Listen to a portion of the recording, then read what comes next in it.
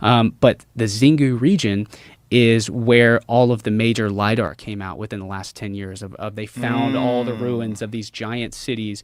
And there's a city called Kiriguyu, I think.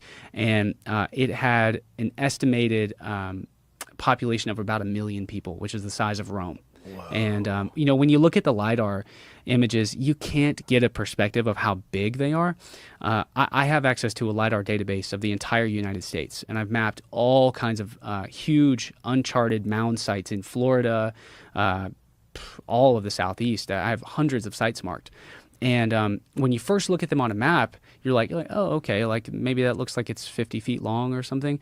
No, they'll be like 300 yards long, like these giant raised platforms in the middle of the forest here in the U.S. And if I had access to LiDAR data like that where I could measure it down in the Amazon, some of these things are miles long. Like raised platforms are a mile long, and they have highways. Like, maybe we should pull up just an image of a LiDAR scan from the Amazon. But you'll see this central city area. You'll see step pyramids and raised platforms. Maybe this is where people lived, or maybe this is where the market was, and there will be a road that cuts straight through it, and you can see the road just goes off in the distance for miles and miles and miles. And so what they would do, here we go. Yeah, this is this is one of these sites I believe this is in Brazil, or maybe it's in northeast Bolivia. And is all that area covered completely with jungle right now? Completely covered in jungle, yeah. So if you went out there, you wouldn't see any of this. You may not realize that you were standing on a mound. Like, you really got to train your eyes. I put out this, I filmed this little series about 1.5 years ago called Jungle of Stone, where I was going through the jungles in Central America, and we charted this city that had 16 pyramids in it. We were there all day long, and we charted 16 pyramids. And when I put it out, I got all these comments that are like, you're not doing anything but walking on a bunch of hills, because it's so hard to see it. The jungle just claims everything back. So you really have to sit with seeing these things in person for a while before you start recognizing, oh, that is a mound, or that is a pyramid, that is a structure under the jungle. And so Percy Fawcett, where that LiDAR came out, is one of the places that he told his wife. He didn't share this publicly where he thought that the city was, but it's like bang on. He was exactly correct about where he thought a city would be, and we don't know if he reached it or not. Wow. It's so interesting, because how long has LiDAR been around for?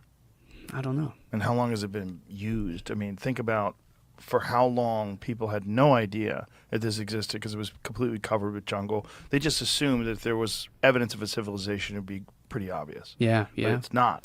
And it makes me wonder, like, as technology increases in its potential, like, what other new technologies will be discovered that will allow you to, instead of like having this ambiguous view of under the pyramids, have like a crystal clear, accurate dimension by dimension, almost like a 3D map. This century, for sure.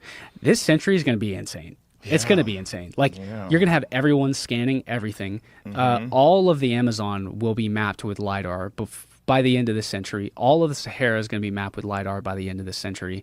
The Sahara is a big one. Right? Yeah. Well, those are my two big things. Like, when we talk about Atlantis and we talk about lost civilizations, I mean, my thing is the Sahara and the Amazon. Both of these things existed pre-Ice Age, especially if we're talking about pre-Ice Age civilization. The Sahara is an oasis, 10,000 plus years ago. It's an oasis. You have 2 or 3 of the world's largest lake systems on there. You have rivers everywhere.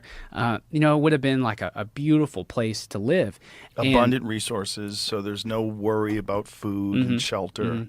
You have plenty of time to figure things out, which is the thing that has always made sense to me. If you know the history of the Nile Valley and where Egypt was, like, that was a wonderful place to live, to try to figure things out, right? Because you have so much food. And once you have so much food and you're kind of separated from everybody, it's really tough to get to you. So, like, they lived unchallenged in that civilization for thousands of years. So what I see in the Amazon is traces of a lost science, a scientific mindset. Can I show some pictures of these geoglyphs? Please. We have to hook up the magical HDMI. And I'll just show a few slides of them. I forget which side the HDMI is in. I think it's in that side.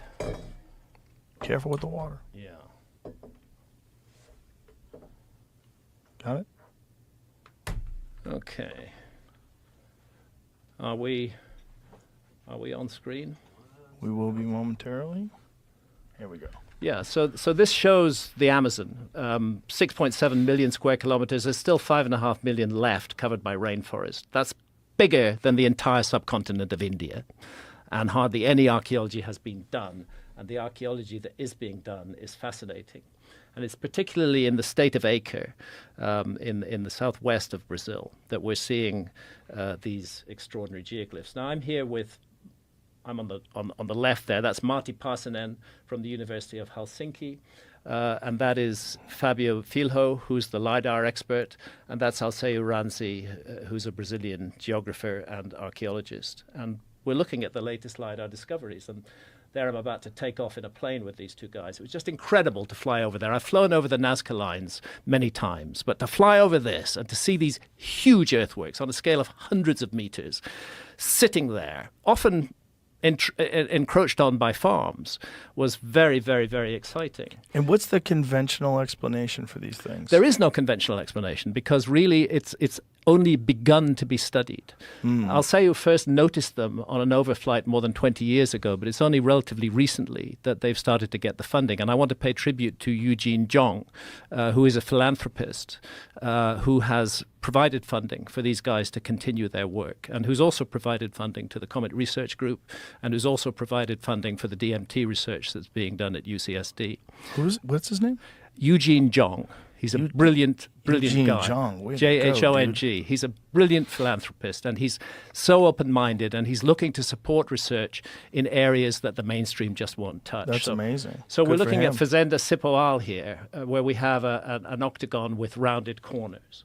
And then this is Santa's shot of the same place. And you can see what's going on. You see the smoke in the background there? Mm-hmm. That's the Amazon burning. That's settlers clearing the Amazon to create more farms. But in the foreground, we have this enormous geometrical event, which is a huge oval surrounding a square. And did they find this once they started clearing? Is that when this... This was found as a result of the clearances. That's how it became... Archaeologists became aware that these things exist. So before that, this was completely covered with trees? Completely covered with rainforest. It was only it's a sort of mixed blessing or mixed curse, if you like, because the clearances made it possible for us to know that these things exist. But the clearances ultimately will destroy the entire Amazon if they're allowed to continue. Jacosá, on the left, a square surrounding a circle. And here's a couple of Santa's shots of Jacosá. You can see there's a large square earthwork and a circle in it. That's almost, not quite, but almost like the Greek exercise of squaring the circle. It's like geometrical exercises are taking place here in the Amazon.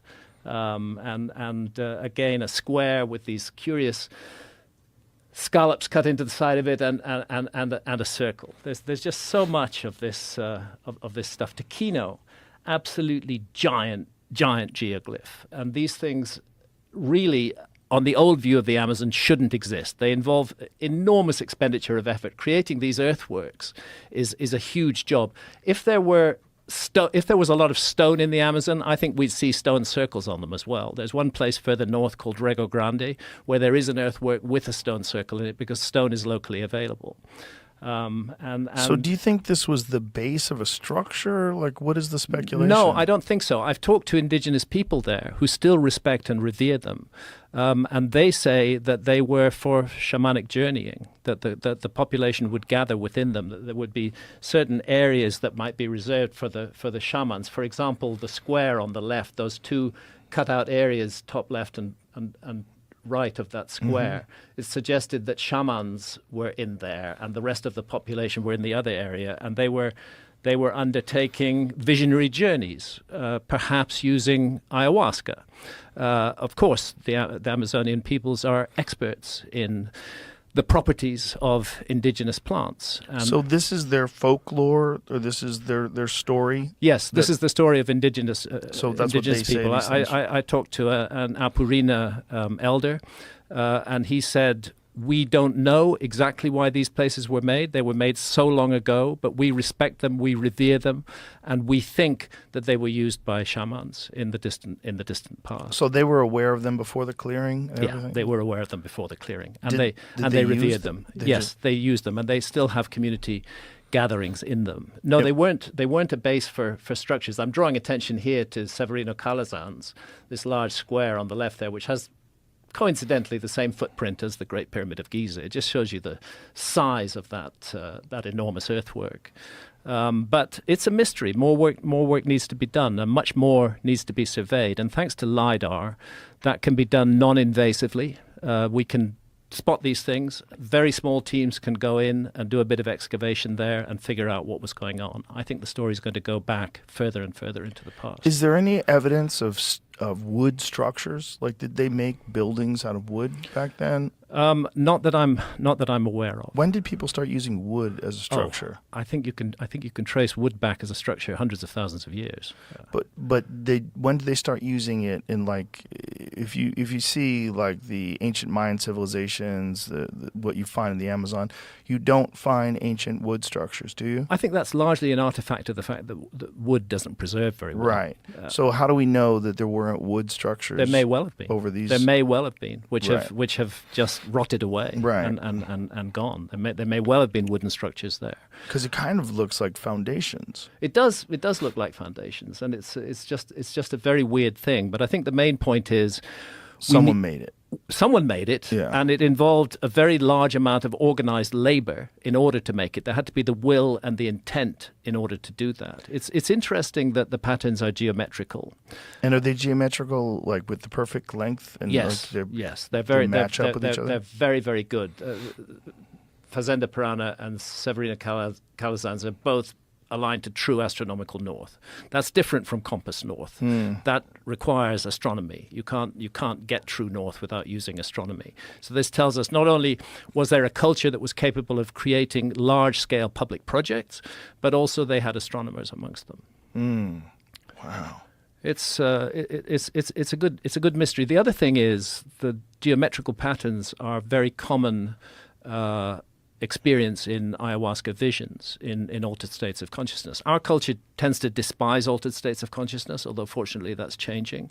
But in the Amazon and many indigenous cultures, they're regarded as extremely important, that we can't confine ourselves to the everyday wide-awake state of consciousness that requires us to interface with the physical world. There are other states of consciousness which are also valuable and which bring teachings. And it's just one of those facts that most people who drink ayahuasca, most of the time, at some point will experience geometrical visions. So there's a question: is there a connection here between the use of ayahuasca and the geometrical patterns? There's a huge rock wall has been found in the Colombian Amazon, Serra de la Lindosa, which I'm hoping to get to this year.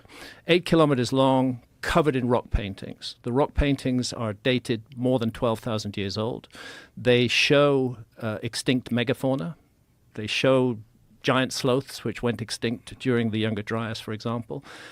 And they also show the kind of entities that are seen in ayahuasca visions. They show the same sort of patterns, the same geometric patterns that are seen in ayahuasca. So there's a sense that... Do you have any images of this place? Serra de la Lindosa. You're connected to the... Yeah, I don't have images of La Lindosa on here. Oh, maybe you could Google it. But if or give the plug back I'll to take Jamie. the plug back. I was trying to Google it and I didn't find anything. And I might have spelled or guessed wrong on Serra. How do you spell it? De la La Lindosa. Lindosa. La Lindosa? Yeah. Let me just... I got it. You got it? Yeah. You're going to have to give him the cord real quick, and then he'll give it back to you. Okay. There you go. It's literally an 8-kilometer Sistine Chapel in the Colombian Amazon. That's the other thing. I mentioned there's not a lot of rock in the Amazon. Where there is rock, they used it. There's rock paintings all over the Amazon where rock is available. These kind of things. Yeah, that's it. These are characteristic of ayahuasca visions, but in this case, they're more than 12,000 years old. Now, does that prove they were using ayahuasca 12,000 years ago? No. But That's very similar to like a tryptamine vision, though. Totally. It does suggest that some tryptamine was being accessed at that time and resulting in these in these visionary images. Boy, they shitty drawers, weren't they? Their drawing was terrible. But bear in mind that they're clambering 100 feet up a sheer cliff in order to Guys, do a better job. It's ridiculous. Create these paintings. The people were so fat. Are those people or sea turtles? What are those things? It's really interesting to see. So this is 11,000. How old? 12,000. 12,000 plus. Yeah, 12,000 plus years old. It's interesting because if you see the paintings that they found in that cave in France, those are 30 plus thousand years old. Oh yeah, right? there's paintings in France. If you go to Chauvet, you're looking 36,000 years old. Can you go to those, Jamie? Hohenstein-Stadel in Germany. That's that amazing Werner Herzog documentary. They often have. I think was the Cave of Dreams. Cave of Dreams. Yes. Yeah. They often Look at have. that. We're looking at Lascaux. Hang on the. Yeah, we're looking at Lascaux there. The bull painting there is interesting. Were better artists. They were. They were. I have to confess, they were quite a bit better. This art is very good. If you go, Jamie, if you go to the NPR, the painting of a bull, one step left from where you are, that one. This is very interesting. There has been an argument made by a couple of astronomers that what is depicted there is the constellation of Taurus, and that in itself is heresy, because archaeologists who want to give everything to the Greeks say that it was the Greeks who invented the constellations of the zodiac, and not shown. Why do they think that represents the constellation? Because of the 6 little dots, which are not, I think, on the head. I think they're somewhere behind, not in this picture, which is often how the Pleiades are seen. They're seen. Actually, there are 7 Pleiades, but often to the naked eye you see 6. And the positioning of the Pleiades in relation to the constellation of Taurus is the basis for that argument. It could be. I'm not sure. It's so long since I've looked at this, but I know that there are six dots there. So this cave art was going on all around the world. It's found that some of the oldest art has been found in Indonesia. Oh, here it is. Here's the. Yeah, there's the Pleiades. The whole argument about the Pleiades. It's those dots exactly. The ones you pointed to above the back of the bull. 1, 2, 3, 4, 5, 6. That is how the Pleiades are often seen with the naked eye. Can you go back to the other image? Yeah. Wow. You know, that. It's an argument. It's not accepted by mainstream archaeology because of their narrative, which is that the discovery of the constellations of the zodiac is given to the Greeks or perhaps to the Mesopotamians before the Greeks. It's not thought that any human culture could have noticed the constellations of the zodiac before that, and that's really absurd because the constellations of the zodiac are on the path of the sun. The sun rises against the background of a different constellation every month. And how would the ancients have missed that, especially since the skies were an ever-present phenomenon to them in a way that they are not to us. Right. We're cut off from the skies by light pollution, but the ancients were not. What a fascinating concept that they knew about the constellations 30,000+ years ago. Yeah, and I believe they did. And we see that again in Göbekli Tepe, in Pillar 43 in Enclosure D. You see a constellation that we recognize as Sagittarius. If you enjoyed today's episode on JRE Plus, don't forget to give it a thumbs up and share your thoughts in the comments below. Thank you.